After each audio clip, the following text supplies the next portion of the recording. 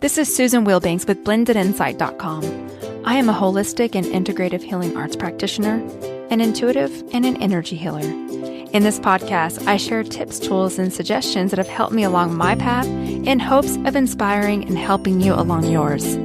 Let's get started with today's podcast topic. Hello, bright soul. Thank you so much for joining me on another podcast. As you all know, in the month of February, I typically plan a trip away to get into a warmer climate and to celebrate my birthday. This year, we went to Mexico, and I was a little nervous because all of the political stuff that was stirred up right before we went, I thought, good Lord. But we'd already booked the trip. It had been booked since fall.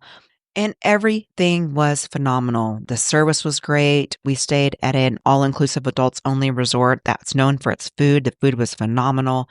It was so wonderful. The weather was perfect. And my daughter had booked us a massage. I don't usually do massages at resorts like that because they're always so overpriced. But her and I were both so sore. And she was telling me for my birthday, she wanted to book us a massage. So she booked us a massage. And part of the massage package was being able to utilize their steam room, their sauna, and they had a hot tub there. But we didn't bring our swimsuits because we didn't know.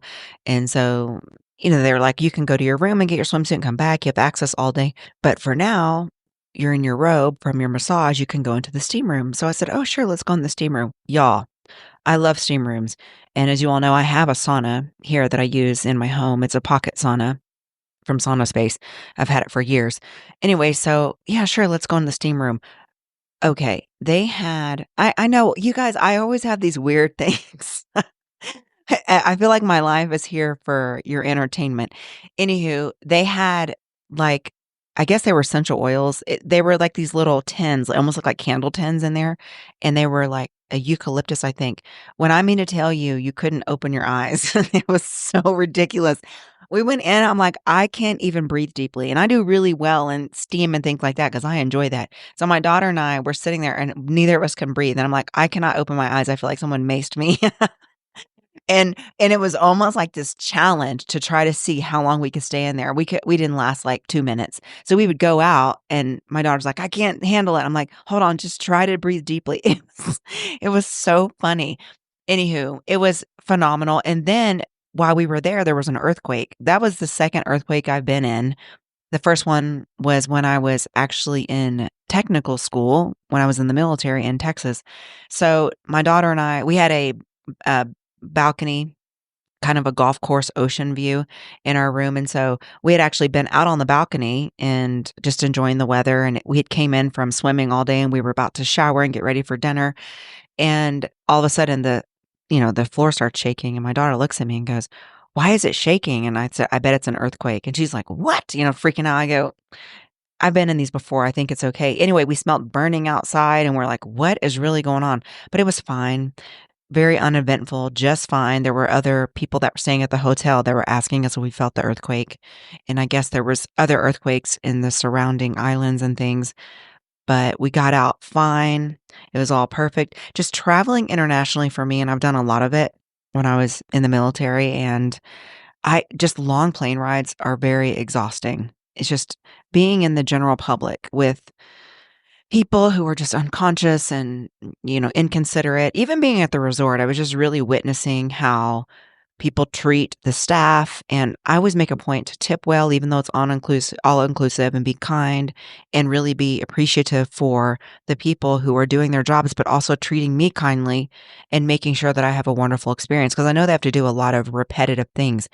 I think I got happy birthday sung to me like 5 different times because that particular resort made a note in my file. So every time we went and logged in or checked in, they would, and I'm like, and I appreciate it every single time, but I'm like, okay, enough with the sparklers and stuff. I don't like that attention on myself. Anywho.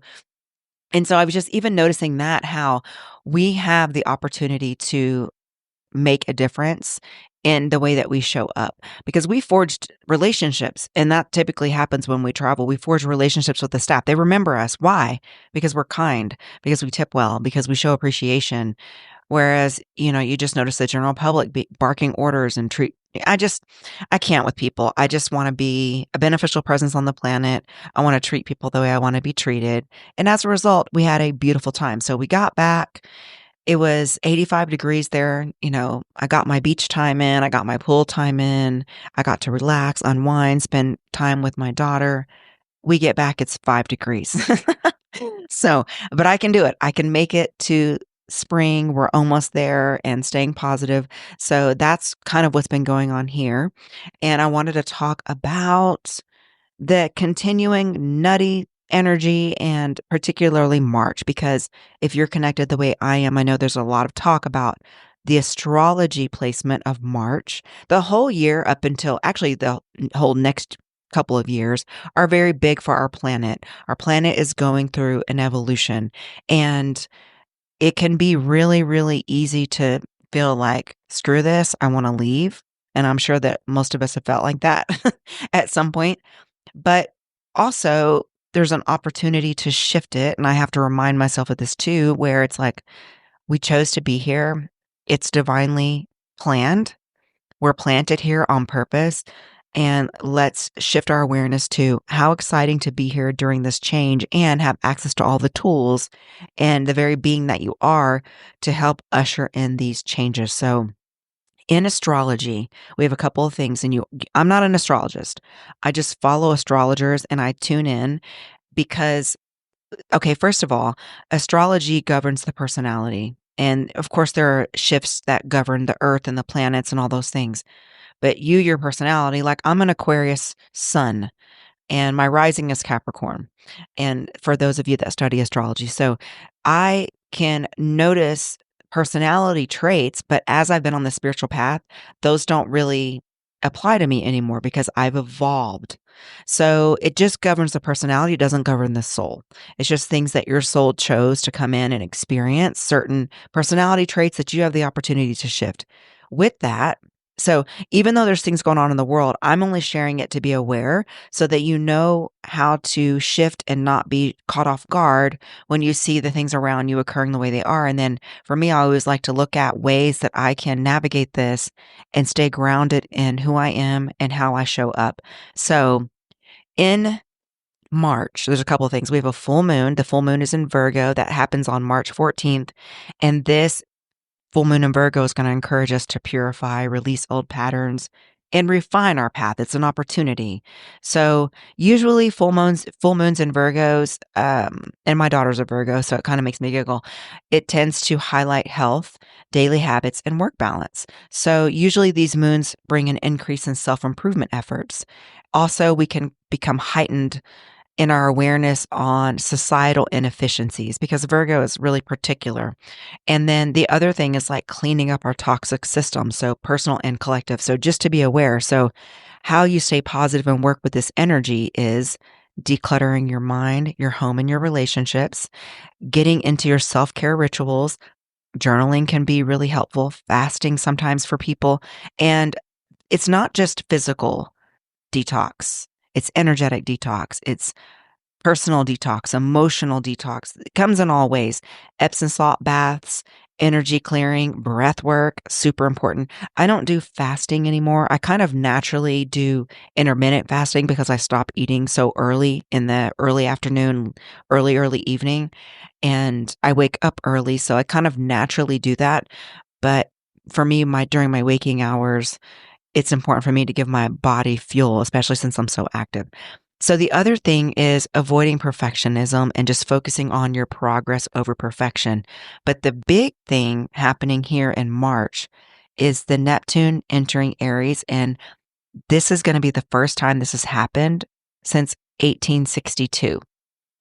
That's pretty massive. And that happens on March 30th. And the whole theme about it is spiritual awakenings, new ideologies, and innovative leadership. So the last time Neptune was in Aries, and this was back in 1862 through 1875, the world saw radical changes and wars. The American Civil War happened then.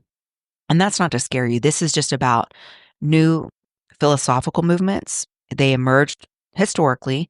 It reshaped spirituality. It puts us into this space of questioning old systems and sparking fresh innovation and leadership. Also, Aries is a warrior sign, and it's infused with Neptune's dreamy energy with action, and it means more spiritual activism, bold new visions, movements that redefine identity and belief systems. So during this time, it's important for us to be discerning, question the narratives being pushed, and rely on your inner compass. And we needed to be doing this anyway, but even more so now, leaning into creative expression, art, music, writing, movement, all these things help ground these new energies and being open to new spiritual insights. And I know this is something we practice year round, but when all the energy is moving and the planets are shifting, it is really an amazing time for visionary downloads, spiritual breakthroughs, and redefining how you personally manifest, because where we put our energy absolutely matters. And the theme really is about new beginnings, courage, unexpected change.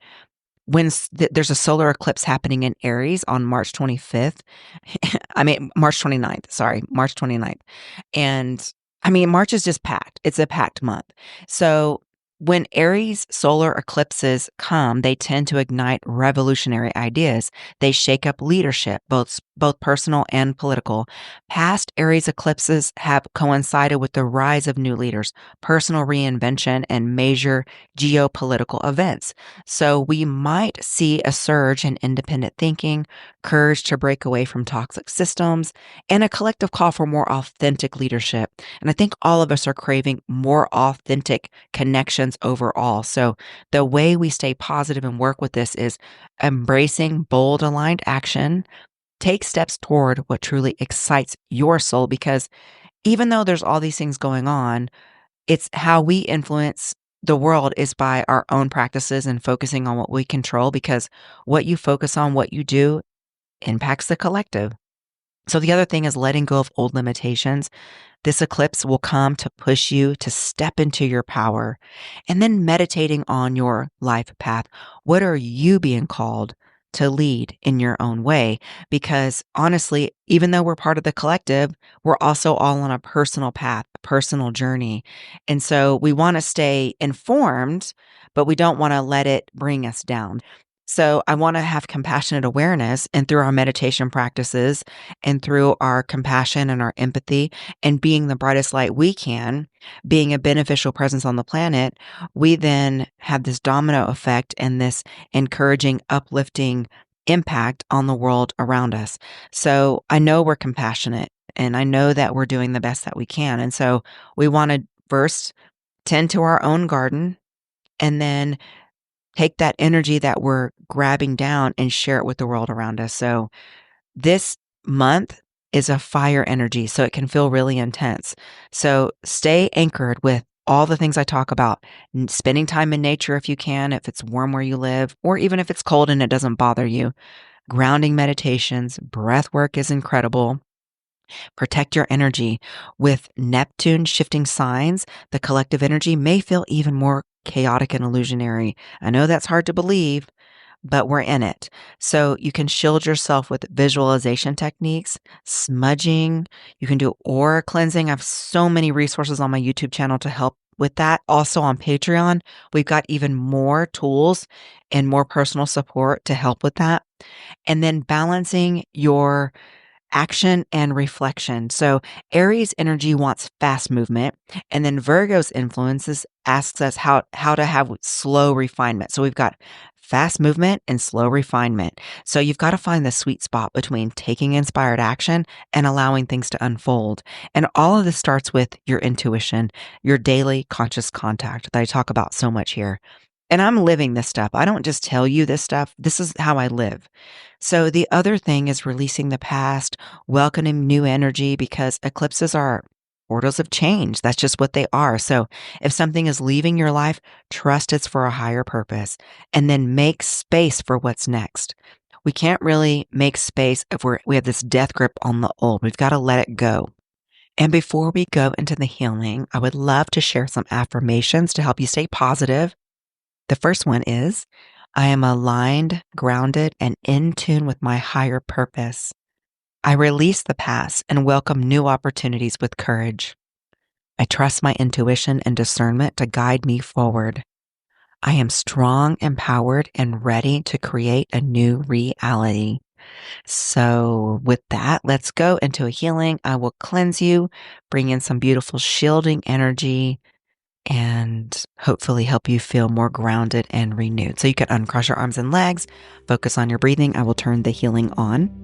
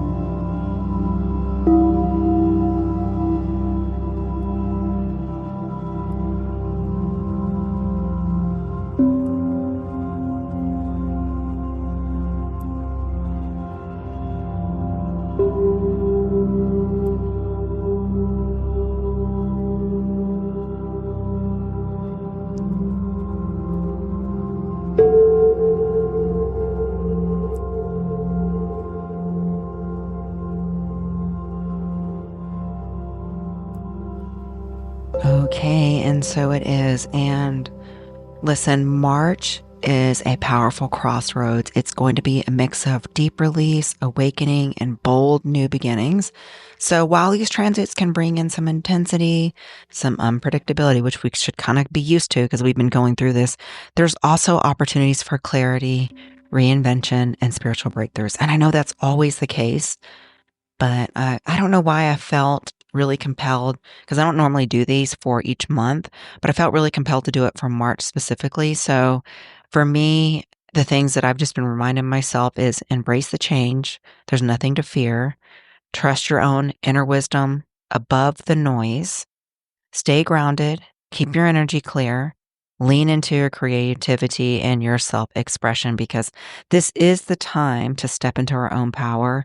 And we can't change the leadership in the world, but we can always be the leader in our own life. And I know for me, I've really been holding tight to, or I don't want to say holding tight because that's not the right word, but really leaning into my spiritual friends. You know, it's kind of interesting. I keep a small, close circle, but I really only have probably, I have a few communities of like minded spiritual seekers.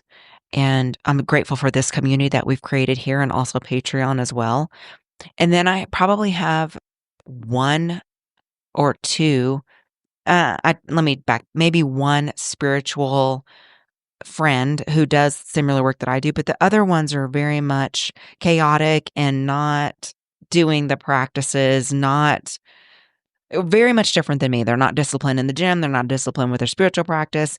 And so I really have been leaning toward my spiritually inclined friends because that is really the truth of who we are and why we came here. And so, along with doing my own spiritual practices and leaning even deeper into those, which is what I tend to do in times of transition and change, also just kind of going within more and then staying, using most of my energy and time with communities that are on the spiritual path, as opposed to just regular in the world friends who are just concerned about themselves and their own world.